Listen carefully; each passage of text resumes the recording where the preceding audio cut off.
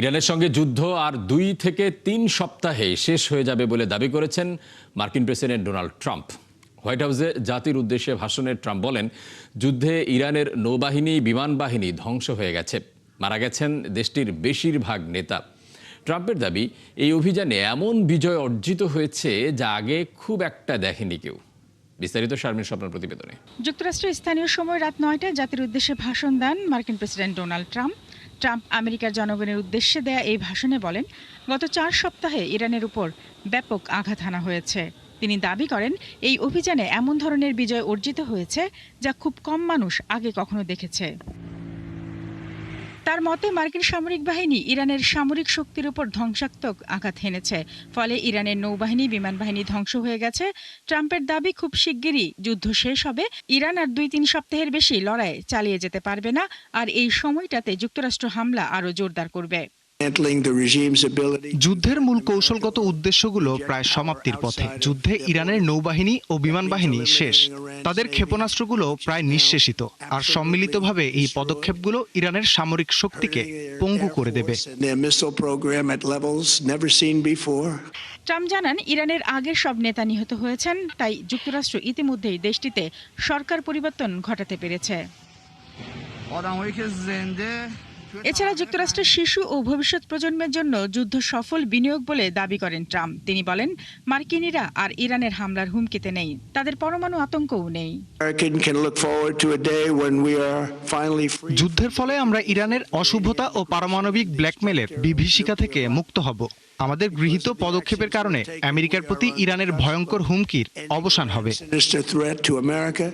ভাষণে গুরুত্বপূর্ণ তেল ও গ্যাস পরিবহন পথ হরমুজ প্রণালী নিয়েও কথা বলেন ট্রাম্প। তিনি দাবি করেন, যুদ্ধ শেষ হলেই প্রণালীটি আবার খুলে যাবে, তবে যেসব দেশ হরমুজ প্রণালী দিয়ে তেল পায় তাদেরই এই পথের নিরাপত্তা নিশ্চিত করা উচিত। সংঘাত শেষ হলে হরমুজ প্রণালী স্বাভাবিকভাবেই খুলে যাবে, কারণ ইরান পুনর্গঠনের জন্য তেল বিক্রি করতে চাইবে, কারণ তাদের কাছে শুধু এটাই আছে। তেলের প্রবাহ আবার শুরু হবে এবং গ্যাসের দাম দ্রুত কমে আসবে। ভাষণে ট্রাম্প ইরান যুদ্ধে অংশ নেওয়া যুক্তরাষ্ট্রের মিত্র দেশ, বিশেষ করে ইসরায়েল ও উপসাগরীয় অঞ্চলের দেশগুলোকে ধন্যবাদ জানান।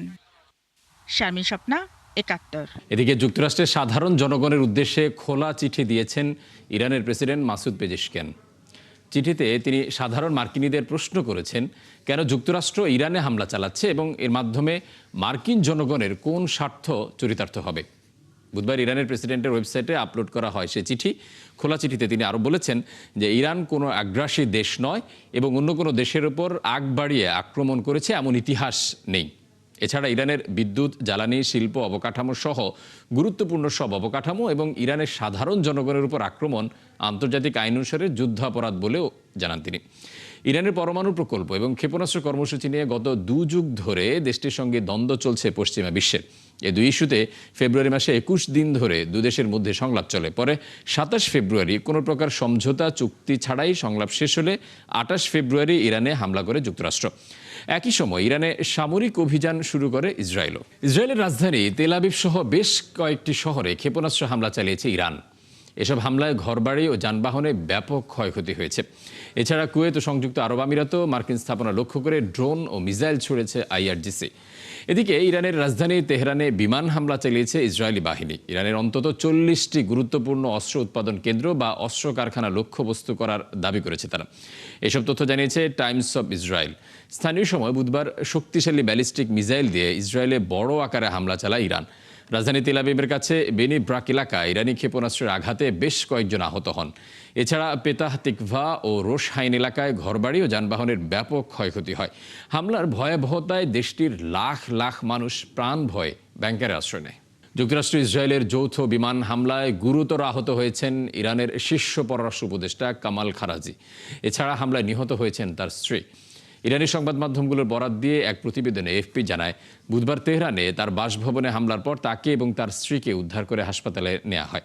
সেখানে কর্তব্যরত চিকিৎসক খারাজির স্ত্রীকে মৃত ঘোষণা করেন। খারাজি বর্তমানে হাসপাতালে নিবিড় পর্যবেক্ষণ কেন্দ্রে চিকিৎসাধীন আছেন। কামাল খারাজি 1997 সাল থেকে 2005 সাল পর্যন্ত ইরানের পররাষ্ট্রমন্ত্রী ছিলেন। এরপর তিনি সাবেক সর্বোচ্চ নেতা আয়াতুল্লাহ আলী খামেনির পররাষ্ট্র উপদেষ্টা এবং ইরানের strategic council on foreign relations দপ্তরের প্রধান হিসেবে নিয়োগপ্রাপ্ত হন। কামাল খারাজি ইরানের নতুন সর্বোচ্চ নেতা মুজতবা খামেনিরও পররাষ্ট্র উপদেষ্টা। ইরানের নতুন সর্বোচ্চ নেতা মুজতবা খামেনি নিরাপত্তাজনিত কারণে জনসমক্ষে উপস্থিত হচ্ছেন না, এমনটাই জানিয়েছে তেহরানে নিযুক্ত রাশিয়ার রাষ্ট্রদূত এলেক্সেই ডেদভ। রুশ সংবাদ মাধ্যম RTVI-কে দেয়া এক সাক্ষাৎকারে তথ্য জানিয়েছে রুশ রাষ্ট্রদূত। জনসম্মুখে মুস্তফার অনুপস্থিতি তার স্বাস্থ্য ও অবস্থান নিয়ে নানা গুজবের জন্ম দিয়েছে। এসবের জবাবে এলেক্সেই ডেদভ বলেন, মানুষের বোঝা উচিত যে সর্বোচ্চ নেতার জনসমক্ষে উপস্থিত না হওয়ার পেছনে যথেষ্ট কারণ রয়েছে। ইরান সরকারও বারবার বলেছে নতুন নেতা ইরানেই আছেন, তবে নিরাপত্তাজনিত কারণে তিনি জনসমক্ষে আসা থেকে বিরত থাকছেন। এর মধ্যে তিনি বেশ কয়েকটি বিবৃতি দিয়েছেন, যা রাষ্ট্রীয় টেলিভিশনে প্রচার করা হয়েছে। মধ্যপ্রাচ্যের যুদ্ধে এরই মধ্যে বিপুল সংখ্যক মানুষ হারিয়েছেন ঘরবাড়ি। এসব মানুষের কাছে মানবিক সহায়তা সরবরাহে বাধা দেওয়া অভিযোগ তুলেছে জাতিসংঘ। 2 মার্চ থেকে 27 মার্চের মধ্যে লেবানন থেকে সিরিয়ায় প্রবেশ করেছে অন্তত 2 লক্ষাধিক মানুষ। এ অবস্থায় হামলা চলতে থাকলে বিশ্বজুড়ে দীর্ঘমেয়াদী মানবিক সংকটের আশঙ্কা করছে জাতিসংঘ। বিস্তারিত নাহিদা রিন্থির প্রতিবেদনে। যুদ্ধ শুধু নির্দিষ্ট মানচিত্রের মধ্যেই সীমাবদ্ধ নেই। মধ্যপ্রাচ্যের যুদ্ধে বহু মানুষ গৃহহীন, টান পড়েছে খাদ্যে, নেই জীবনের নিরাপত্তা, ভেঙে পড়ছে মানবিক সহায়তার নেটওয়ার্ক। এর মধ্যে 2 মার্চ থেকে 27 মার্চের মধ্যে লেবানন থেকে সিরিয়ায় প্রবেশ করেছে 2 লাখের বেশি মানুষ, যার মধ্যে 80,000ই সিরিয়ার নাগরিক, যারা এর আগে লেবাননে আশ্রয় নিয়েছিল। প্রায় 2 লাখ সিরীয় শরণার্থীরা লেবাননে নিরাপত্তার খোঁজে পালিয়েছে। এখনও পালাতে বাধ্য হয়েছে অনেকেই। বেশিরভাগ লোকই ইসরায়েলি বোমা বর্ষণ থেকে রক্ষার জন্য আশ্রয় খুঁজে বেড়াচ্ছে। আমরা অবশ্যই উদ্বিগ্ন। আমরা আশা করি এটি ঘটবে না, কিন্তু সরকার হিসেবে আমাদের বাস্তুচ্যুতদের নিয়ে ভাবতে হয়, বিভিন্ন প্রস্তুতি নিতে হয়। তবে এটি সার্বভৌমত্বের একটি বিশাল লঙ্ঘন।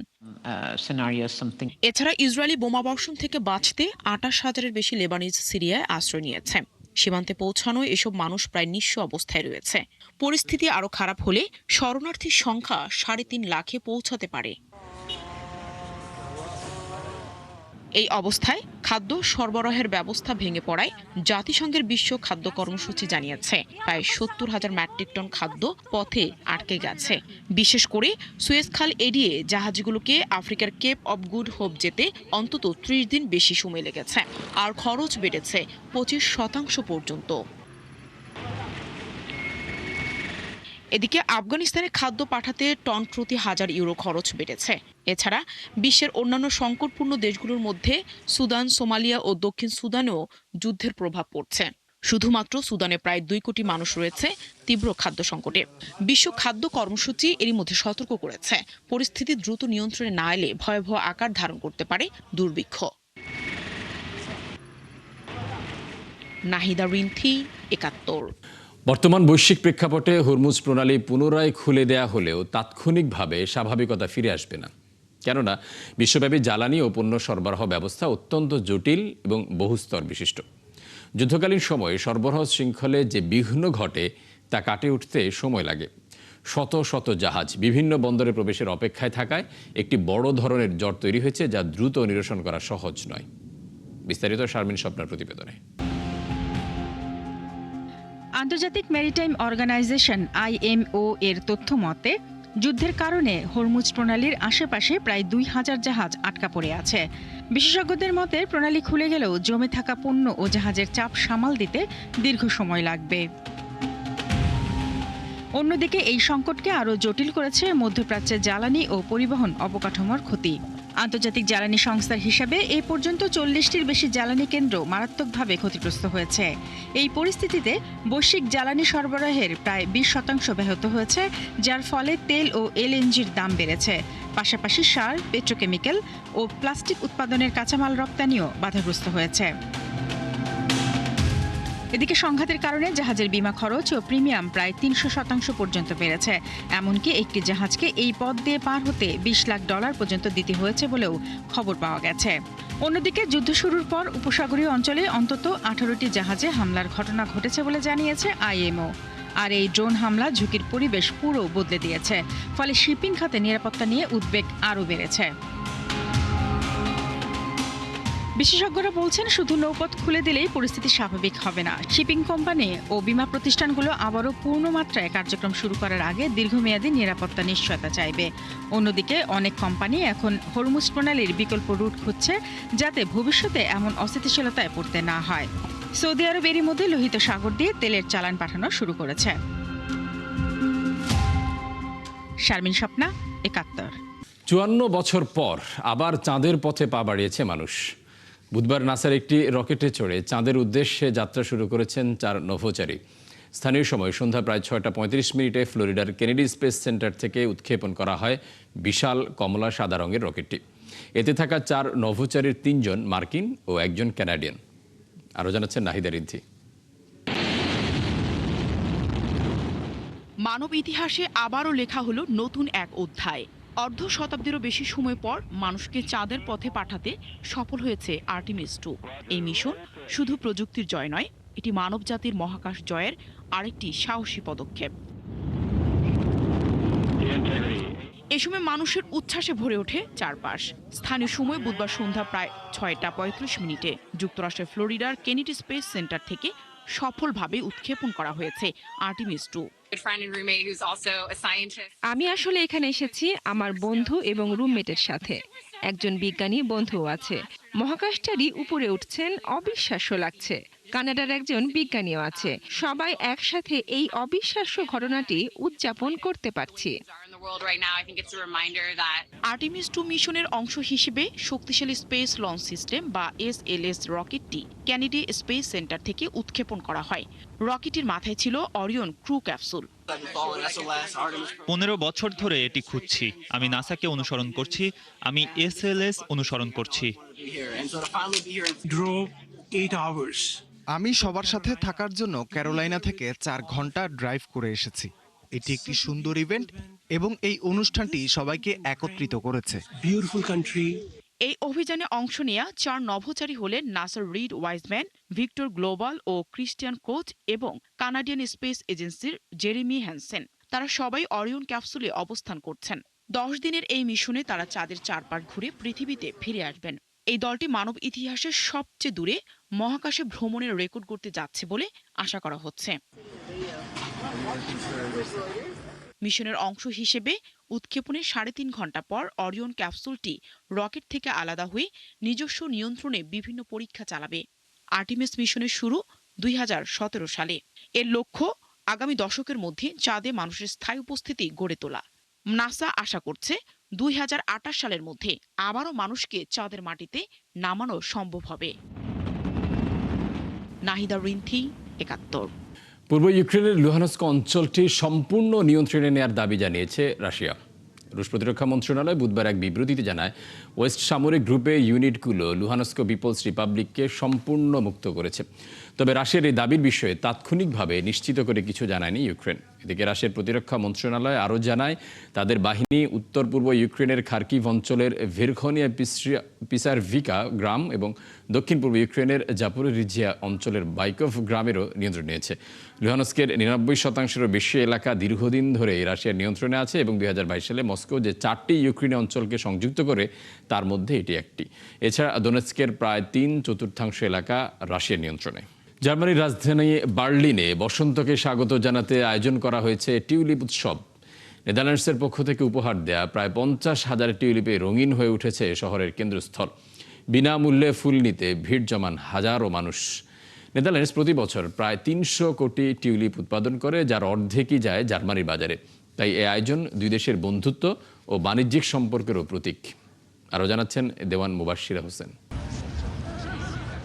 বার্লিনের ঐতিহাসিক ব্রাইট সাইড প্লাচ চত্বর যেন পরিণত হয়েছে এক রঙের সমুদ্রে। নেদারল্যান্ডসের টিউলিপ চাষিদের উদ্যোগে তৈরি এই পপ আপ গার্ডেনে রাখা হয়েছে প্রায় ৫০,০০০ টিউলিপ। দর্শনার্থীদের জন্য উন্মুক্ত করে দেওয়া হয়েছে টিউলিপ ডে আয়োজন। এখানে প্রত্যেকে বিনামূল্যে নিতে পারেন ১০টি করে টিউলিপ ফুল। টিউলিপ আমাদের জানায় বসন্ত এসে গেছে। অন্ধকার সময় পেরিয়ে এখন আনন্দের সময়। আমরা চাই মানুষ এই ফুল ঘরে নিয়ে গিয়ে অন্তত এক সপ্তাহ উপভোগ করুক। রঙিন টিউলিপের বাগানে ঢুকতে দীর্ঘ লাইনে দাঁড়াতে দেখা যায় দর্শনার্থীদের। কেউ কেউ ঘন্টার পর ঘন্টা অপেক্ষা করেছেন শুধুমাত্রই ফুল সংগ্রহের জন্য। আমি টিউলিপ অনেক পছন্দ করি। সকাল 11টা থেকে এখানে অপেক্ষা করছি। এখানে অংশগ্রহণ করে খুবই ভালো লাগছে। টিউলিপ নানা রং ও আকারে পাওয়া গেলেও এখনো পর্যন্ত নীল ও খাঁটি কালো রঙের টিউলিপ তৈরি সম্ভব হয়নি। একটি নতুন জাতের টিউলিপ তৈরি করতে সময় লাগে প্রায় 25 বছর। মধ্য এশিয়া থেকে উৎপত্তি হলেও টিউলিপ এখন নেদারল্যান্ডসের প্রতীক হিসেবে বিশ্বজুড়ে পরিচিত। আর বসন্তের এই রঙিন বার্তা ছড়িয়ে দিতে এমন আয়োজন যেন এক অনন্য উদাহরণ।